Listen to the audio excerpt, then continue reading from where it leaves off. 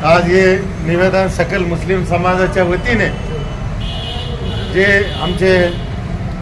इस्लाम धर्माचे प्रेक्षक हजरत मोहम्मद पैगंबर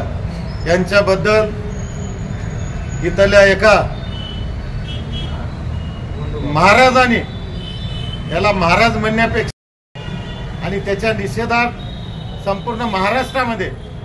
मुस्लिम समाजामध्ये संतापाची लाट असून त्या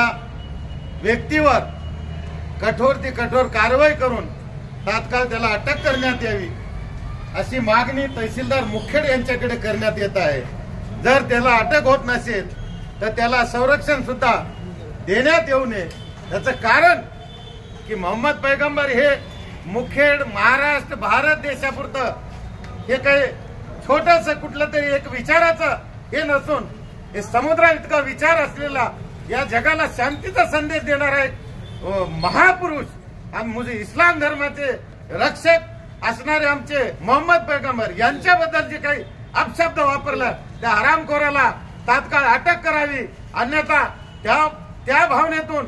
इतर ज्या काही गोष्टी घडतील याची सुद्धा जबाबदारी प्रशासनावर राहील अशी मी तहसीलदार साहेबांमार्फत मुख्यमंत्री साहेबांना निवेदन देतो आणि मी इथं थांबतो। जय हिंद, जय भारत।